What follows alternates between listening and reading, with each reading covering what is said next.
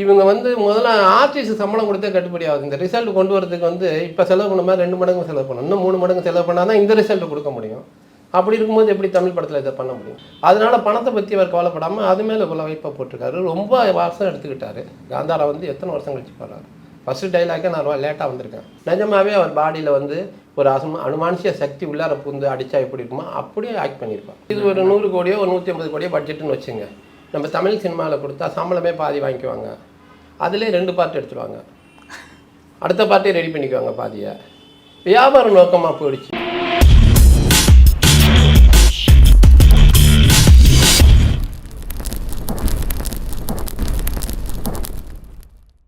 Sir Kantara 1 பார்த்தீங்களா எப்படி மிரட்டியிருக்காரு ரிஷப்? மிரட்டினது வந்து காந்தாரா ஃபர்ஸ்ட்டை விட இது ரொம்ப பிரம்மாண்டமாக மிரட்டியிருக்காரு.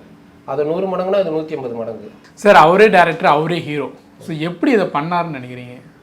அதெல்லாம் வந்து ஃபுல்லாக தன்னை அந்த படத்தில் போட்டுட்டார். அவர் உழைப்பெல்லாம் உழைக்க முடியாது. அவர் வந்து முழுக்க முழுக்க வந்து எந்த ஹீரோவும் பண்ண முடியாது.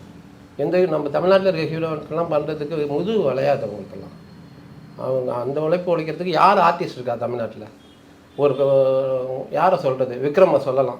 விக்ரமுக்கு ஒரு 40 வயசாக இருந்தால் செய்வார். மற்றபடி இப்போ செய்யதான் இது மாதிரிலாம் உழைக்கலாம் முடியாது. அதெல்லாம் பாராட்டி ஆகணும். அந்த காந்தாரம் இதையும் கம்பேர் பண்ணும்போது இது ஒரு உயரத்துலேருந்து ஸ்டார்ட் பண்ணிட்டாங்க. அது சும்மா தரையிலேருந்து மெதுவாக கொண்டு போய் உயரத்தில் அடிச்சு மிரண்டு போய் அப்படி தேட்டை விட்டு வெளியே அனுப்புகிறாங்க. எடுத்தோடனே பிரம்மாண்டத்தை காட்டினோன்னா அதுலேருந்து இறங்க விடாமல் பார்க்குறதுக்கு என்னென்னமோ பண்ணுறாங்க. வெறும் ஷார்ட் எங்கிட்டையும் காட்டி மிரட்டி வச்சுட்டாங்க. மிரண்டு தான் போய் ஃப்ரீஸ் ஆகி தான் உட்காந்துருந்தோம். இது மாதிரி படத்தெல்லாம் நம்ம தமிழ் டேரக்டர்ஸு தமிழ் ஆர்டிஸ்ட்லாம் பண்ண மாட்டாங்க. சம்பளமே பாதி போயிடும், படத்தில் ஏறாது, ஸ்க்ரீனில் வராது. இவங்க சம்பளம் 75 கோடி கேட்பாங்க அவர் மாதிரி இருந்தால்.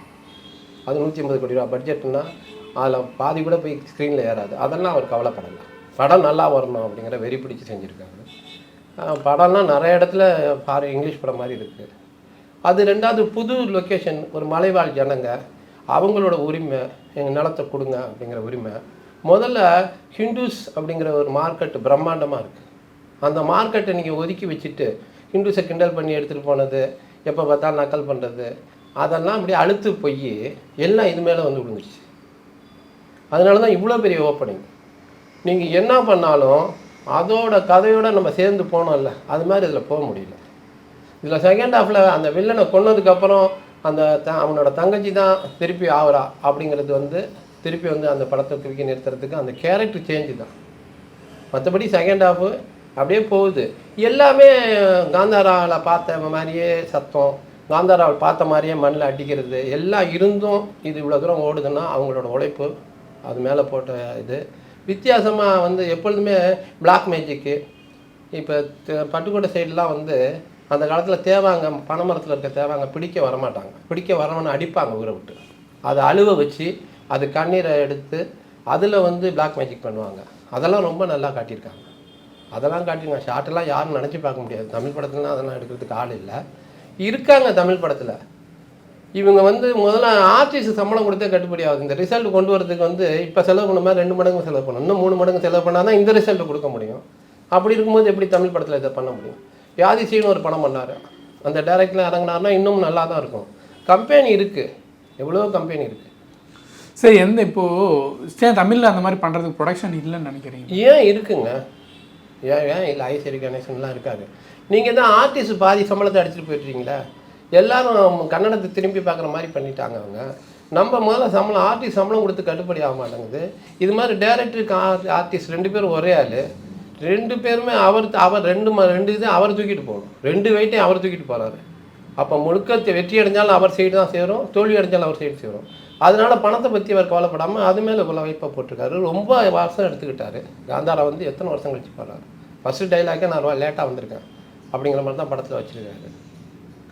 சார் அது அவர் ராஜா கதையை எடுக்கிறாரு, ஆனால் அதில் வந்து அரண்மனை காட்டின விதம் அந்த இதெல்லாம் வந்து எப்படி காட்டியிருக்காரு? எல்லாமே நல்லா இருந்துச்சுங்க. லொக்கேஷனு பிரம்மாண்டம், உழைப்பு, இதை பார்த்துட்டு அதுக்கு ஒரு மரியாதை கொடுத்தாகணும். அதுதான் கொடுக்க முடியுதுல்ல. எனக்கு என்னென்னா அந்த கதையோட நம்ம உள்ளார நுழைய மாட்டேங்கிறோம். பிரமிப்பிலே இருக்கும், கதை உள்ளார நுழையல. அதில் கதை உள்ளார நுழைஞ்சி நம்ம கையை பிடிச்சி அழைச்சிட்டு போனார். ரொம்ப நல்லா இருந்துச்சு. நல்லா இருந்துச்சுன்னா நல்லா இருந்துச்சுன்னு சொல்லப்போகிறோம். இதையும் எடுக்க முடியாது. நம்ம தமிழ்நாட்டில் வந்து எடுக்கிறதுக்கு ஆள் இருந்தால் கூட அதுக்கான உழைப்பை போடுறதுக்கான நடிகர்கள் இப்போ இல்லை. டைரக்டர் கூட இருக்காங்க, அதுக்காக உழைப்பை போடுறதுக்கு யார் இருக்கா? யாரை போய் தேடுவீங்க? என்ன உழைப்பு அது? எப்போ நினச்சி பார்த்தா பயமாக இருக்குது. சார் அந்த மியூசிக் எப்படி பார்க்குறீங்க? ரொம்ப நல்லா இருந்துச்சுங்க, ரொம்ப பிரம்மாண்டமாக இருந்துச்சு. சில இடத்துல வந்து டைலாக் புரியாத அளவுக்கு சவுண்டு ஓவராக இருந்துச்சு. நான் பார்த்த தேட்டரில் டைலாக் போடாமல் அந்த டைட்டில் போடுறாங்களா அதை வச்சு தான் புரிஞ்சுக்க முடியுது. சில இடத்துல மியூசிக் டாமினேஷன் ஜாஸ்தி ஆகிடுச்சு. டைலாக் சவுண்டை விட இது மியூசிக் டாமினேஷன் ஜாஸ்தி ஆகிடுச்சு. அது எல்லாருமே ஒரு பரபரப்பு கொண்டு வந்துட்டாங்க கடைசியில். என்னென்னா அது பரபரப்பான லட்சக்கணக்கான வருஷமாக இல்லை, பல ஆயிரக்கணக்கான வருஷமாக ரத்தத்தில் ஊர்னது நம்ம சாமி, குலதெய்வ வழிபாடு, அவங்க ஏரியா இது. அது அவங்க வந்து இடத்த இழந்துட்டு, யார்கிட்டையும் இடத்த இழந்துட்டு அதிகார வர்க்கத்துக்கு இவங்களுக்கு நடக்கிறது ஒன்று ரொம்ப முக்கியமானது. இந்து கலாச்சாரம், இந்து மதம் சம்மந்தப்பட்டது 2. அப்புறம் வந்து எப்படி அந்த காலத்தில் 500-600 வருஷத்துக்கு முன்னாடி பண்ண மாற்றுமுறை போர்ச்சுகல்ஸ்லாம் எப்படி வந்தாங்க, அதெல்லாம் பார்க்கும்போது ஃப்ரேமே வித்தியாசமாக இருக்குது, ரொம்ப டிஃப்ரெண்ட்டாக இருக்குது. இங்கே இருக்கிற மிளகுக்கும் ஏலக்காய்க்கும் இருக்கான மதிப்பை வந்து ஒரு காட்டியிருப்பார் அந்த ஃப்ரேம்லலாம். ஆமாம், அதெல்லாம் வந்து ரொம்ப நல்லா இருந்துச்சு. அதெல்லாம் யோசனை பண்ணி அந்த ஃப்ரேம் உள்ளார கொண்டு வந்திருக்காங்க. ரொம்ப அந்த யாகம் நடத்துறது, பிராமின்ஸ் வந்து யாகம் நடத்துறது, அதெல்லாம் வந்து நல்லா டிஸ்கஸ் பண்ணி ரொம்ப கரெக்டான விஷயங்களை செஞ்சுருக்காங்க. அதே மாதிரி ஒரு மனசு தானே காரணம், மனசோட எண்ணங்கள் தானே காரணம். அவங்க குலதெய்வத்து மேலே அவங்களுக்கு அவ்வளோ பெரிய அசாத்தியமான நம்பிக்கை, அவ்வளோ சக்தி அவங்க பாடியில் பூந்துடுது. சாதாரண நேரத்தில் செய்ய முடியாத விஷயத்த அந்த சாமியை நினச்சோன்னா அவங்க வந்து அவ்வளோ பேரை அந்த பாடியில் பூந்ததாக நிஜமாகவே நம்பிட்டார். நிஜமாகவே அவர் பாடியில் வந்து ஒரு அனுமானுஷிய சக்தி உள்ளார பூந்து அடித்தா எப்படி இருக்குமோ அப்படியே ஆக்ட் பண்ணியிருப்பார். அதெல்லாம் சண்டை காட்சி இந்த காட்சியெல்லாம் யாரும் தமிழில் நினச்சி பார்க்க முடியாது. இந்தியா லெவலில் இது மாதிரி படத்தை எடுக்கலை யாரும். நம்ம தைரியமாக சொல்லிக்கலாம், எங்களால் இது மாதிரி படம் எடுக்க முடியும். சார் இப்போ ரிஷப் ஷெட்டி வந்து பேசுகிறப்போ ஃபஸ்ட்டு பார்ட்டே வந்து பிரம்மாண்டமாக பண்ணியிருப்பார். 16 கோடி பட்ஜெட்டு, நம்ம சின்ன பட்ஜெட்டுன்னு சொல்லிட்டு இருந்தோம்.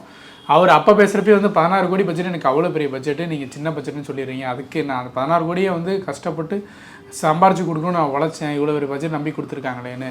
ஸோ அந்த அவங்களுக்கு அந்த காசு மேலே இருக்கிற அந்த மரியாதை ஏமாற்றக்கூடாது, கொடுக்குற காசுக்கு ஒழுங்காக வேலை பார்க்கணும்னு நினைக்கிறாங்க. இந்த ஒர்க்கை எப்படி பார்க்குறீங்க சார்? இது ஒரு 100 கோடியோ ஒரு 150 கோடியோ பட்ஜெட்டுன்னு வச்சுங்க. நம்ம தமிழ் சினிமாவில் கொடுத்தா சம்பளமே பாதி வாங்கிக்குவாங்க, அதிலே 2 பார்ட் எடுத்துருவாங்க, அடுத்த பார்ட்டே ரெடி பண்ணிக்குவாங்க பாதியை. வியாபாரம் நோக்கமாக போயிடுச்சு. இவ்வளோ வியாபாரம் தெரிகிறவங்க ப்ரெசன்டேஜில் ஹிந்து மதத்தை பற்றி ஒன்று எடுத்து காட்டுவோம், புதுசான விஷயத்த, அந்த எண்ணம் இல்லை. பெரும் வியாபாரத்தை தள்ளி விட்டுறாங்க. பகுத்தறிவு அப்படின்னு சொல்லிட்டு இந்துஸை வந்து கிண்டல் பண்ணுறது, ஹிந்து சாமிகளை கிண்டல் பண்ணுறது, இப்படி கொண்டு போயிடுறாங்க. இப்படி கொண்டு போகும்போது பகுத்தறிவுன்னா என்ன? யாருக்கு பகுத்தறிவு இல்லை? ஒரு நாய் கூட தான் பகுத்தறிவு இருக்குது. ரோட்டில் போனால் அடிபட்டுருன்னு சொல்லிட்டு பஸ்ஸெல்லாம் போனதுக்கு அப்புறம் தான் கிராஸ் பண்ணுது. இவங்களா ஒரு பகுத்தறிவுன்னா அவங்க உயர்ந்தவங்க. எல்லாருக்கும் பகுத்தறிவு இருக்குது. யாருக்கு பகுத்தறிவு இல்லாமல் எப்படி உயிர் வாழ முடியும்? தன்னை காப்பாற்றிக்கிறதுக்கு முதல்ல அறிவு வேணும்ல. அது மாதிரி அதை போய் பகுத்தறிவை தூக்கி பிடிச்சிக்கிட்டு அது எத்தனை % பார்ப்பாங்க? பகுத்தறிவாதிகள்லாம் நான் கிண்டல் பண்ணலை, அவங்களுக்கு சப்போர்ட் பண்ணாமல் இல்லை. அவங்களோட மார்க்கெட்டில் லெவல் கம்மி, சாமி கும்பிட்றவங்களோட லெவல் அளவு அதிகம். வியாபாரத்தை போய் இதுத்துனோன்னு மூளையில் போய் முட்டு சந்தில் போய் சொருவிடுறாங்க. இவர் கரெக்டாக செஞ்சிட்டார்.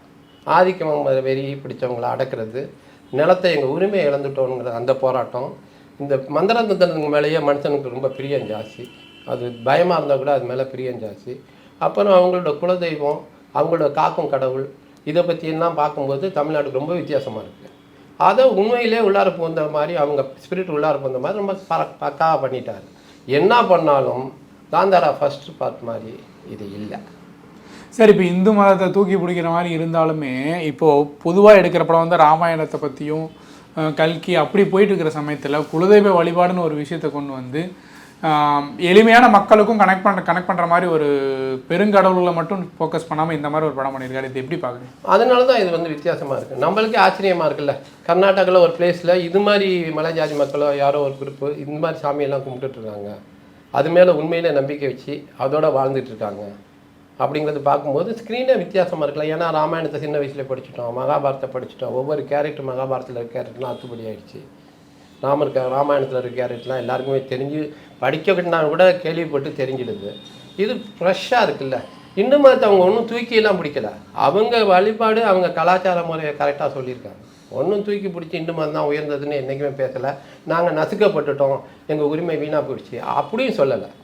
ஆனால் எங்கள் உரிமையை விட்டு எங்கள்கிட்ட பிடிக்கி நீங்கள் தயவுசெய்து கொடுத்துருங்க அப்படின்னு தான் ஹீரோ பேசுகிறாங்க. இதெல்லாம் வந்து அந்த படத்தோட ரொம்ப ஸ்ட்ராங்காக ஓடுறதுக்கு இவ்வளோ பெரிய ஓப்பனிங் கிடைக்கிறதுக்கு வந்து மிக முக்கியமான காரணம். இதெல்லாம் மிக முக்கியமான காரணம். ஃப்ரேம் எல்லாம் வந்து புதுசாக இருக்குது, அந்த இடங்கள் புதுசாக இருக்குது, வச்சது ஃப்ரெஷ்ஷாக இருக்குது, எல்லாமே பிரம்மாண்டமாக இருக்குது. ஒரு தேரில் வந்து ஓடுறதை மாட்டிப்பாங்க, அதெல்லாம் எப்படி எடுத்தாங்க அப்படின்னு பிரமிக்கிற மாதிரி தான் இருக்குது. எல்லாமே பார்த்துட்டு அந்த பிரமிப்பில் தான் உட்காந்துருந்தாங்க, கதை உள்ளார போகலை. அதை தான் நான் மறுபடியும் சொல்கிறேன். எப்படி எடுத்தாங்கன்னு யோசிக்கிறதுக்கே டைம் கட்டாது. ஆமாம், அதிலே பிரமிப்பிலே இருந்தோம். செகண்ட் ஹாஃபில் கொஞ்சம் கதை உள்ளார போயிட்டாங்க. ஒரு கேரக்டர் ஒதுக்கி வச்சுட்டு இன்னொரு கேரக்டர் உள்ளார இருந்தோன்னா கொஞ்சம் சூடு பிடிச்சிருச்சு. இன்னும் வந்து கதையும் ஸ்டடி பண்ணியிருந்தாங்கன்னா வேறு மாதிரி போயிருக்கும். அதான் சொல்கிறேன், கீழேருந்து மேலே ஏற்றிட்டு போனாங்க. எங்கள் மேலேருந்து ஆரம்பிச்சதுனால கீழே இறங்க விடாமல் ட்ரை பண்ணிக்கிட்டே இருக்காரு டேரக்ட். அடுத்தடுத்த பிரம்மாண்டத்தை காட்டிக்கிட்டே இருக்க வேண்டியதாக இருக்குது. இல்லைன்னா கீழே இறங்கிடுவாங்க உங்களுக்கு ஆடியன்ஸ். ஃபர்ஸ்ட் ஹாஃப் மாதிரி இருந்துருந்தீங்கன்னா செகண்ட் ஹாஃப் நிச்சயமாக மாட்டியிருக்கும். கொஞ்சம் கதையில் வந்து ட்விஸ்ட் ஆனவொன்னே தான் ஜனம் உட்காந்து ஃபுல்லாக பார்த்தாங்க. ஆனால் மறக்க முடியாத படம், பிரம்மாண்டமான படம். இதுக்கு எல்லாத்துக்கும் காரணம் வந்து அவரோட தனிநபர், ஒரு டைரக்டர், ஒரு ஆர்டிஸ்டாக இருந்து. வேறு யார் இருக்கா? எல்லாருமே புதுசு. நம்மளுக்கு தெரிஞ்ச ஜெயராமன் தவிர வேறு யாருமே இல்லை. சார் இவருக்கு நேஷனல் அவார்டு கொடுப்பாங்களா? ஏற்கனவே கொடுத்துட்டாங்க, ஃபர்ஸ்ட் முன்னாடியே கொடுத்துட்டாங்க. இது நிச்சயமாக கேமரா இது சம்மந்தமாக நிச்சயமாக அடிச்சிடும், ஏதாவது ஒன்றில் அடிச்சிடும். ஆனால் உழைப்பை பார்த்தா அவர் போட்ட உழைப்பை வந்து யாரும் இல்லைங்க. தென்னிந்தியாவிலே யாரும் அந்தளவுக்கு உழைப்பு போகிறதுக்கு ஆர்டிஸ்ட் இல்லை. Okay sir. இவங்களுக்கு முதல்ல வளையாது, இவ்வளோலாம் வளையாது. இவ்வளோலாம் போய் ஒரு இடத்துல போய் காட்டில் ஏறி இறங்கி ஐயோ இவ்வளோ சித்திரவதைலாம் வேணான்றாங்க. பல உயிர் பலி வேற ஆச்சுன்னாங்க இந்த படம். ஆமாம், அது நிச்சயமாக அது மாதிரி இடத்துலலாம் போய் எடுத்திருந்தா நிறைய பேர் மிஸ் ஆகிருப்பாங்க, நிறைய பிரச்சனை வந்திருக்கும். இன்னும் கர்ணம் தப்புனா மரணங்கிற மாதிரி தான் இருக்குது பார்த்தா. அது நிஜமாக அதில் கால் பங்காவது இருக்கும்ல. சினிமாவில் அப்படி காட்டியிருந்தோன்னா அதில் ஒரு 10% இருக்கும்ல, யாரும் மிஸ் ஆனாங்களோ, என்னென்ன நடந்துச்சோ. அது மாதிரி இடத்துல போய் நின்று படம் வெற்றி அடையணுங்கிற ஒரே நோக்கத்தை வச்சு அடித்து ஜெயிச்சிருக்காரு. ஓகே சார், எந்த அளவு முக்கியம் இந்த படம் பார்க்கணுமா? தேட்டரில் எந்த அளவு பார்க்கலாம்? தேட்டரில் பார்த்தா தான் படம். தேட்டரில் இதை பார்த்தா தான் படம். வந்து இது பார்க்க வேண்டியது தேட்டரில் தான் இதை பார்க்கணும். மற்றபடி இதை பார்த்தீங்கன்னா இதோட பிரம்மாண்டம் தெரியாது.